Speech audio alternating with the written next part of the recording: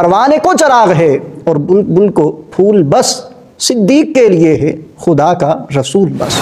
خلیفہ بلا فصل حضرت سیدنا صدیق اکبر رضی اللہ تعالیٰ عنہ کی سخاوت کے حوالے سے ایک بڑا زبردست واقعہ ہے۔ غزوہ تبوک کے موقع پر رسول کریم علیہ السلام نے اصحاب سے فرمایا کہ تمام اصحاب غزوے کے لیے مال جمع کروائیں۔ یہ غزوہ وہ تھا کہ قحط کے دنوں میں تھا اور بہت تنگی کا عالم تھا، اور تبوک جو جگہ ہے وہ مدینے سے بہت دور تھی، یعنی اس وقت جو فاصلہ ہے مدینے سے تبوک کا وہ 900 کلومیٹر ہے۔ اس وقت کتنا زیادہ ہوگا اور کس طرح جو ہے یہ سفر ہوگا۔ بہرحال رسول کریم علیہ السلام نے یہ حکم دیا تو بہت سارے صحابہ کرام نے اپنا اپنا مال جمع کروایا۔ ایک روایت میں آتا ہے کہ سب سے زیادہ جو مال اس غزوے میں دیا تھا وہ سیدنا عثمان غنی رضی اللہ تعالیٰ عنہ نے دیا تھا، لیکن ہمارا موضوع سیدنا صدیق اکبر ہے۔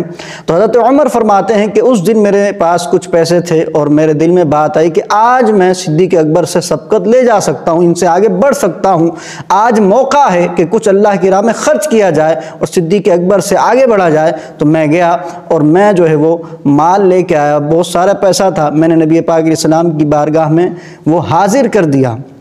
رسول کریم علیہ السلام نے فرمایا کہ کیا گھر والوں کے لیے بھی کچھ چھوڑا ہے؟ تو عرض کی کہ اتنے ہی گھر والوں کے لیے چھوڑیں، یعنی اپنا آدھا مال اٹھا کے میں نے اللہ کی راہ میں غزوے کے لیے حاضر کر دیا۔ تھوڑی دیر گزری تو صدیق اکبر رضی اللہ تعالیٰ عنہ بھی اپنا مال لے کے آئے، اور ان کا مال جب نبی پاک علیہ السلام کے پاس پہنچا تو حضور صلی اللہ علیہ وسلم نے ان سے پوچھا کہ کیا گھر والوں کے لیے بھی کچھ چھوڑا ہے؟ تو انہوں نے عرض کی کہ ان کے لیے اللہ اور اس کے رسول کو چھوڑا ہے، یعنی میرے گھر والوں کے لیے اللہ اور اس کا رسول ہی کافی ہے۔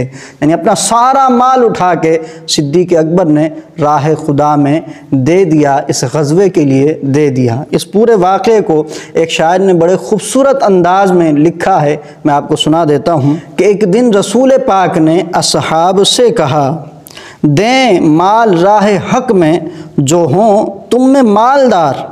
ارشاد سن کے فرتے طرب سے عمر اٹھے، اس روز ان کے پاس تھے درہم کئی ہزار۔ دل میں یہ کہہ رہے تھے کہ صدیق سے ضرور بڑھ کر رکھے گا آج قدم میرا راہوار۔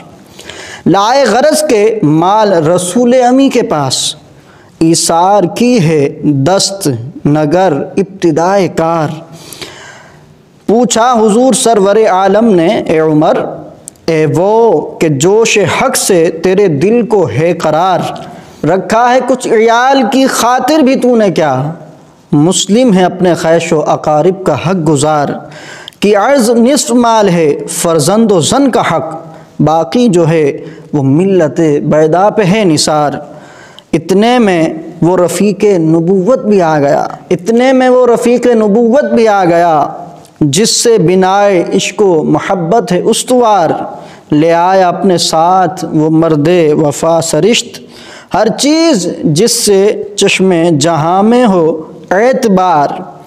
بولے حضور چاہیے فکر عیال بھی، بولے حضور چاہیے فکر عیال بھی، کہنے لگا وہ عشق و محبت کا رازدار۔